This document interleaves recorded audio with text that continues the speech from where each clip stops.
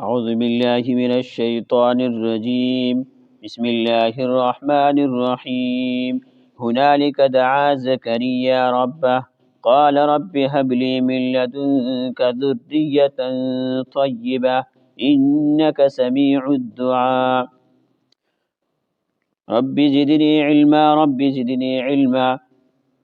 رب اشرح لي صدري ويسر لي أمري واحلل عقدة من لساني يفقه قولي. سبحانك لا علم لنا إلا ما علمتنا إنك أنت العليم الحكيم. په پرونی سبق کې د عمران د کور والا د حنا بن فاقوزه هغه قصه چلیده او واقع طرف ته اشاره کړې وه. هغه واقع بیان شوې وه چې د عمران علیه السلام کور والا هغه نظر او منښت یې ومنله که الله تبارک وتعالی ما ته ماشوم راکو نو زه به د بیت المقدس د خدمت لپاره هغه ازادومه چې هغه د بیت المقدس خدمت کوي. نو بیا الله تبارک وتعالی چې نو مریم علیه السلام ورته ورکړه.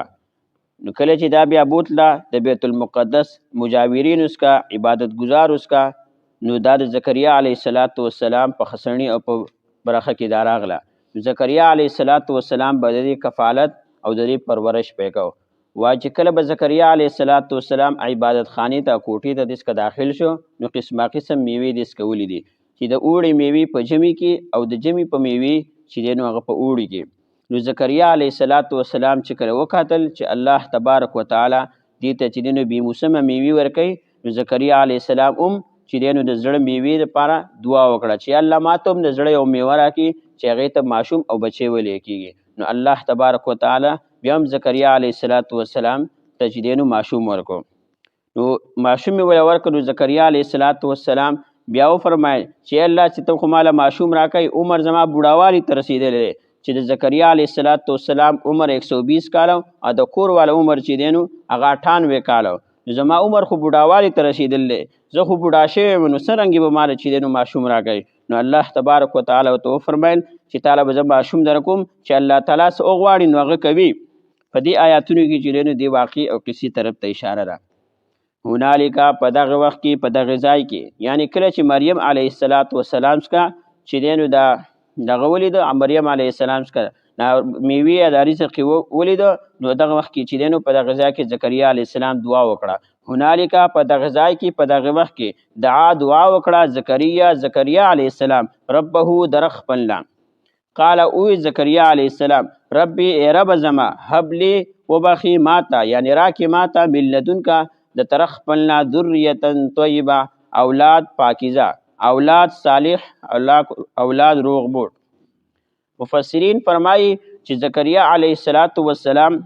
چې دی نو د دې نه مخکې چې دی نو د الله تبارک وتعالی په قدرت باندې دا اعتقاد لرو چې الله تعالی چې چاته وغواړي نو چې دی نو هغه بې موسمه هر څه ورکولی شي. د عادت نه خلاف د خرق عادت په طور باندې الله تبارک وتعالی چې څه وغواړي هغه ورکولی شي. لیکن زکریا علیه السلام د دې خبرې مشاهده او چې دی نو نه وه کړې ځکه د دې نه مخکې د اولاد تمنا او دعای د الله تبارک وتعالی نه وه کړې نو دا جرأت نه وکړی چې الله تبارک وتعالی ما ته اولاد راکړي. لیکن کله چې مریم علیه السلام کې چې دی دا قسمه قسم بې موسمه میوې ولیدې نو بیا یې جرأت وکړو چې الله تبارک وتعالی چې دی نو بې موسمه میوې هم ورکولی شي د عادت خلاف چې دی نو الله تبارک وتعالی میوې ورکولی شي. نو زکریا علیه السلام په دغه وخت کې بیا د خپل اولاد د حصول لپاره شنې دعا وکړه. مفسرین فرمایي د خپل اولاد لپاره او چې دی نو د کور والا د غوښتلو لپاره چې الله تبارک وتعالی چې دی نو ما ته ښه کور والا راکړي دا دعا کول دا د انبیا او د نیکانو خلکو دا سنت دی. ولې چې یو بل آیات کې الله تبارک وتعالی فرمایي ولقد ارسلنا رسلا من قبلک وجعلنا لهم ازواجا وذریه. ای پیغمبره حضور صلی الله علیه وسلم څنګه چې تعالی مې چې دی نو بیبیانې اولاد درکړي دي دارنګې پخواني امتونو کې مې هم پخواني انبیا تمام د اولاد او بیبیانې مې ورکړي وي.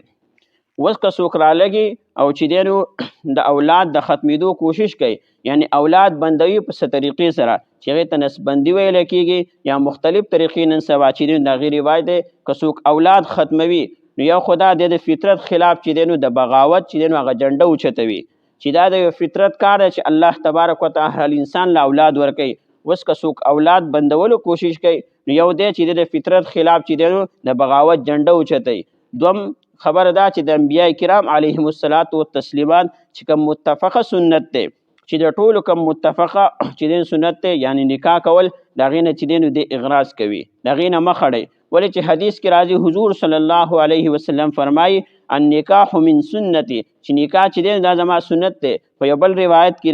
راځي فمن رغب عن سنتي فلیس مني چا چې زما د چې دی نو د سنت نه اعراض وکړو مخې واړه نو هغه زما نه دی. په یو بل روایت کې راځي حضور علیه الصلاة والسلام فرمایي تزوجوا الودود الولود فإني مکاثر بكم الامم. تاسو چې دی نو داسې ښځې سره واده وکئ چې هغه د خپل خاوند سره مینه لرونکي وي او ډېر بچي راوړونکي وي. ولې چې په کثرت د اولاد باندې د قیامت پر ورځ به تاسو باندې فخر کوم چې د چا څومره چې زیات اولاد وي نو به د قیامت پر ورځ په هغې باندې فخر کوم چې دومره اولاد د دي. په یو بل آیات کې څو خلک کم خلک چې د خپل اولاد د نیکوالي دپاره او چې د کور والي د غوښتلو دپاره چې دعا کوي نو الله تبارک وتعالی د هغوی تعریف کړی دی والذین یقولون ربنا هب لنا من ازواجنا وذریاتنا قرة اعین چې الله تعالی فرمایي چې هغه خلک چې کوم چې دی د خپل اولاد د نیکوالي دپاره چې دی نو د نکاح دپاره چې الله تعالی مال داسې اولاد راکړي چې هغه نیک صالح وي نو هغه داسې خلک دی چې دی نو الله تبارک وتعالی دوی له به اولاد ورکړي هغه به دوی د سترګو یخوالی وګرځوي. حسن بصري رحمت الله علیه فرمایي چې په دې ځای کې چې د سترګو نه یخوالي نه مراد چې دی نو هغه د الله تبارک وتعالی عبادت دی چې دی به د الله تبارک وتعالی په عبادت کې دوی مشغوله وي نو دا د زړه یخوالی ده او د زړه خوشحالي ده د سترګو یخوالی او د زړه خوشحالي ده. په یو حدیث کې راځي چې ام سلیم رضی الله تعالی عنها چې د انس رضی الله تعالی عنه مور وه چې هغه له حضور علیه الصلاة والسلام ته وفرمایل چې د الله پیغمبره د خپل خادم د انس رضی الله تعالی عنه لپاره چې نو دعا وکړه نو حضور صلی الله علیه وسلم ول دعا وکړه اللهم اکثر ماله وولده وبارک له فيما اعطيته یا الله د په مال او په اولاد کې برکت واچي او دله چې تصور ډیر کې او کوم سچې ستدل ورکای نو په هغې کې ول برکت واچي. فرمایي چې د حضور علیه الصلاة والسلام د دعا دومره برکت او دومره اثر و چې د اولاد چې دی هغه سلو ته نږدې رسېدلی وو. نو په دې آیاتونو کې الله تعالی فرمایي چې د خپل اولاد دپاره د کور والو لپاره د نیک صالح د کېدو لپاره دعا کول دا د انبیاو او د نیکانو خلکو عادت دی. هنالک دعا زکریا ربه په دغه ځای کې په دغه وخت کې دعا دعا وکړه زکریا علیه السلام ربه در خپل نه قال نو وی زکریا علیه السلام ربی ای رب زما هب لی راکی ماتا من لدنکا د طرف خپلنا ذریتا طیبه اولاد صالحه اولاد پاک اولاد روغموټ انکا بیشکه ته چې سمیع الدعا اوریدونکې دعا زما لره. فنادته الملائکه نو الله تبارک وتعالی چې دی نو د زکریا علیه السلام دا دعا قبول کړه فرښتې ورته راولېږله. فنادته الملائکه پس آواز وکړو زکریا علیه السلام ته الملائکه فرشتي وهو قائم حال دا دی چې زکریا علیه السلام ولاړو یصلی فی المحراب منځ کوم فی المحراب په کوټه کې یا په جومات کې. مفسرین فرمایي چې د مانځه نه وروسته کوم خلک چې دعا کوي نو الله تبارک وتعالی د مانځه نه وروسته د هغوی دعا قبلوي. ان الله یبشرک بیشک الله تعالی یبشرک زیری درکوي تا ته بیحیا په یحیا علیه السلام سره چې نوم به د هغه څه وي الله به تعالی چې دی نو ماشوم درکړي د هغه نوم به یحیا وي. یحیا ویلی کېږي چې دین به دی ژوندی کوي بیحیا ای یحیا الدین چې دی نو دین به دی ژوندی کوي. مخکې د یحیا علیه السلام یو څو صفات بیانوي چې د ده به دا صفات وي د ده چې دی نو احوال بیانوي. مصدقا چې دی به رښتونی ګڼونکی وي بکلمت من الله کلمې د الله لره. د دې نه مراد چې دی نو عیسی علیه السلام دی چې د هغه نبوت تصدیق به کوي چې عیسی علیه السلام دی به پیغمبر پیدا کېږي او تاسو خلک ټول چې دی نو هغه ومنئ د ده نبوت تصدیق به کوي. فرمایي مفسرین چې عیسی علیه السلام ته کلمه ځکه ویلی کېږي چې دا د بغیر د پلار نه چې نه د کلمه کون سره چې الله تبارک وتعالی پیدا کړی و. وسیدن او دی به سردار وي په قوم کې به دی سردار وي دی به مقتدا وي وحصورا او دی به پاکدامن وي او چې د لذات د نفس چې کوم لذات خواهشات دي د هغې نه به دی ذات منع کوونکی وي. ونبیا من الصالحین دی به پیغمبر وي من الصالحین د اعلی نیکانو نه. په دې کې یو ټکی راغلی وحصورا چې دی به پاکدامن وي یعنی د ښځو د خواهشاتو نه داسې نور رنګه چې څومره خواهشات دي د هغې نه چې دی نو دی به ځان بچ کوونکی وي. مفسرین فرمایي چې په دې کې مباح خواهشات چې کوم دي یعنی ښه خوراک شو، ښه جامې اغوستل شول، دارنګې نکاح کول چې دی نو د ټولو نه به د یحیی علیه السلام پاک وي. نو فرمایي چې په نورو احادیثو کې څنګه چې مخکې تیر شو پیغمبر علیه السلام د نکاح کولو دومره زیات ترغیب ورکړی دی او فرمایي چې دی به د ښځو د خواهشاتو نه داسې د نکاح کولو نه به دی به پاک او چې دی نو دی به روغ دی به پاک وي. نو فرمایي چې په چا باندې د حضرت یحیی علیه السلام په شانته د آخرت فکر دومره غالب وي چې هغه د اولادو کوم حقوق وي، د کور والا چې کوم حقوق وي هغې ته د ادایګي ته فرصت نه میلاویږي، نو د دپاره بیا نکاح کول دا نه دي بهتر. او که څوک دارنګې چې حقوق ادا کولی شي یعنی د خپل کور والا حقوق ادا کولی شي نو د دپاره چې دی نو د واده کول بیا ضروري او لازم دي. ولې چې حدیث کې راځي من استطاع منکم الباءة چې په تاسو کې څوک طاقت لري د نکاح کولو، د څوک طاقت لري د کور والا د حقوق ادایګي نو هغه لپاره واده کول دا لازمي او ضروري دي. که څوک طاقت نه لري د هغه حقوق ادایګي نو هغه لپاره بیا غوره داره چې د الله تبارک وتعالی په عبادت کې چې دی نو ځان مصروف او مشغوله ساتي. وحصورا دی به پاک دامن وي، ونبي دی به پیغمبر وي، من الصالحین د اعلی نیکانو نه. قال اوی زکریا علیه السلام ربی ای رب زما انا یکون لی غلام سرنګ به وي ما لره غلام هغه ماشوم وقد بلغنی الکبر حالانکه په تحقیق رسیدلی دی ما ته الکبر زوړوالی یعنی بوډاوالی وامرأت عاقر کور واله زما چې ده عاقرون هغه شنډه ده. قال كذلك الله وفرمایل الله تعالی قال اوی فرشتي كذلك دارنګې انت تبعی الله غواړي یفعلو چې څه کوي ما الله چې دی کوي ما هغه څه یشاء چې وغواړي. فرمایي چې زکریا علیه السلام په دې کې سوال وکړو چې الله ماله چې کوم ماشوم راکوي نو هغه به څنګه وي. فرمایي چې زکریا علیه السلام خو د الله تبارک وتعالی د قدرت چې دی نو بار مشاهده کړې وه چې الله تعالی بې موسمه چې دی میوې ورکولی شي، لیکن په دې ځای کې زکریا علیه السلام دا سوال چې کړی دی دا د شک د وجې نه دی کړ چې ما ته د الله تعالی په قدرت کې چې دی نو هغه شک دی چې هغه د عادت خلاف چې دی نو چیزونه ورکوي، بلکې په دې کې حالت تپوس کوي چې زه خو رسېدلی یم بوډالوالي ته چې زما عمر 120 کاله دی، د کور والا عمر مې چې دی هغه 98 کاله دی، نو آیا زه به په دغه کې حالت کې یم که یا زما په دې حالت کې به څه تبدیلي راځي؟ نو الله تبارک وتعالی ته وفرمایل چې نه ته به په دغه کې حالت کې وي، الله تعالی به تا سره په دې حالت کې چې دی نو ماشوم درکوي. قال او فرمایل زکریا علیه السلام ربی ای رب زما اجعل لی وګرځئ لی ما لره آیتا څه نشاني. نو ماله چې کله ماشوم راکوي نو ما لپاره به څه نشاني وي چې دی نو چې وپېژنم چې زما ماشوم شوی نو الله تبارک وتعالی ورته فرمایي قال اوی الله تعالی آیتک نشاني ستا دا ده الله تکلم الناس چې ته به خبرې نشي کولی د خلکو سره 3 ایام 3 ورځې الا رمزا مگر په اشارې سره. فرمایي چې زکریا علیه السلام د نشانې چې دی نو وغوښته چې یا الله ما لپاره څه نشانه وګرځئ. د دې نه مقصد او مقصود د دې دا چې د الله تبارک وتعالی چې دی نو شکر ادا کړم چې یا الله د ماشوم د پیدا کېدو نه مخکې زه ستا په شکر او په عبادت کې چې دی نو مشغوله ځان وساتم چې موږ ستا شکر ادا کړو. دویم دا چې دی نو موږ ته د بچي د کېدو نه مخکې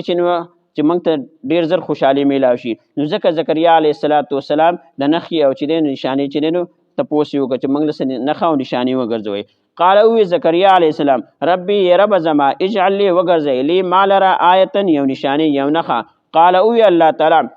فرمایي الله تعالی آیتک نښه ستا دا ده الله تکلم الناس چې ته به خبرې نشي کولی الناس د خلکو سره 3 ایام یعنی تکوینا به ته د خلکو سره خبرې نشي کولی، لیکن په زړه او په ژبه باندې به ته د الله ذکر او تسبیح کولی شي. الله تکلم الناس چې ته به خبرې نشي کولی د خلکو سره 3 ایام 3 ورځې. نو آیا چې خبرې نشي کولی د خلکو سره نو پیغمبر به چاړه نه، انبیاء کرام د چاړوالي نه او داسې چې دی نه د ټول عیوب نه چې دی نو د انبیاء پاک وي، دا د عصمت انبیاء مسله ده چې انبیاء چې دی نو هغه ټول چې دی نو د دې چیزونو نه پاک وي. نو الا رمزه مگر په اشارې سره د سر یا چې دی د لاس په اشارې سره د خلکو سره به خبرې کولی شي، لیکن په ژبه باندې به د دوی سره خبرې نشي کولی. واذکر ربک یادوه ربک رخپل کثیرا ډېر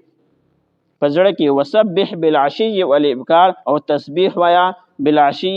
په بیګا کې والابکار او په سبا کې. عشي ویلی کېږي د مازدیګر نه والې تر د ماښام وخه پورې او ابکار ویلی کېږي سبا چې دینو د سار د نواله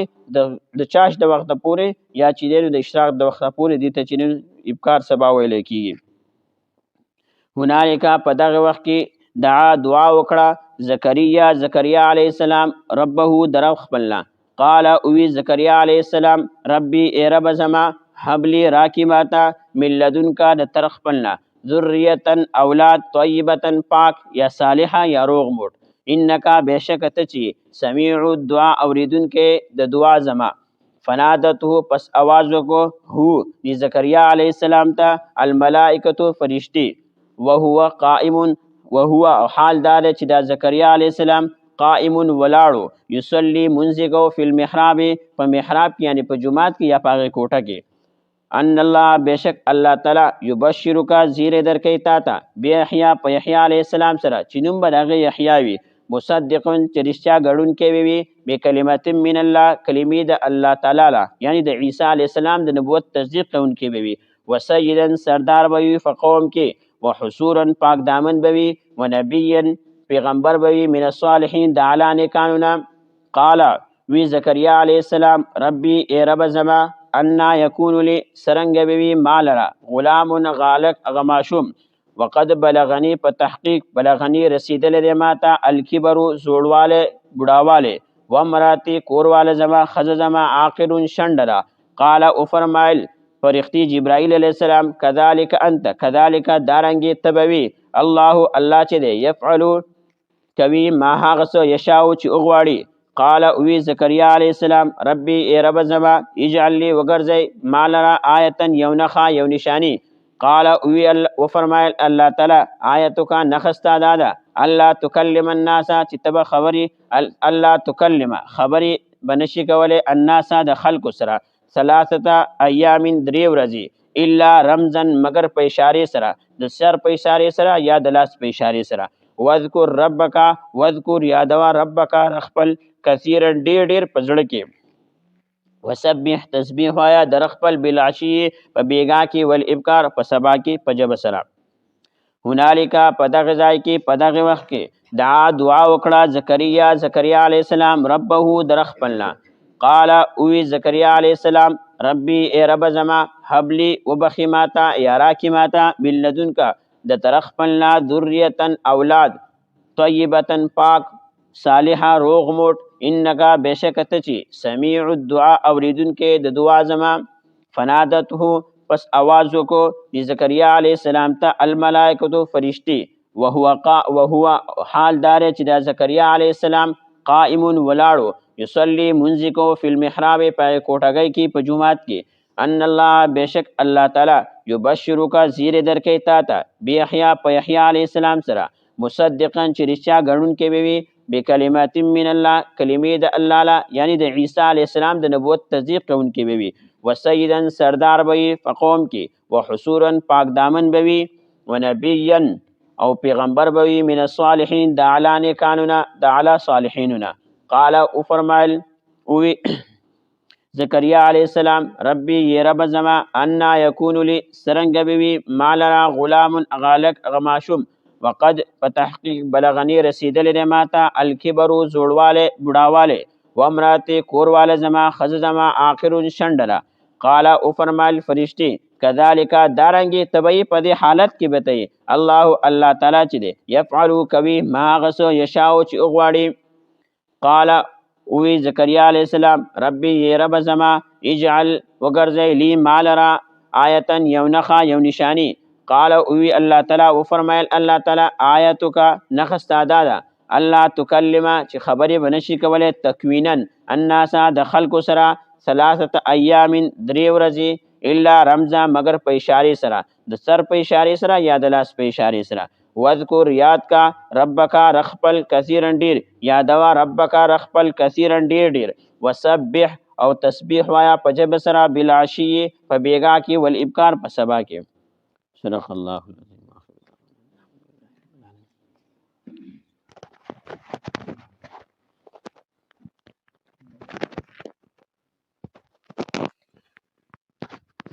اللهم صل على محمد وعلى ال محمد كما صليت على ابراهيم وعلى ال ابراهيم انك حميد مجيد. اللهم بارك على محمد وعلى ال محمد كما باركت على ابراهيم اللهم ربنا آتنا في الدنيا حسنة وفي الآخرة حسنة وقنا عذاب النار قنا عذاب القبر وقنا عذاب الحشر وقنا عذاب الميزان رب ارحمهما كما ربياني صغيرا رب اجعلني مقيم الصلاة من ذريتي ربنا اغفر لي ولوالدي وللمؤمنين يوم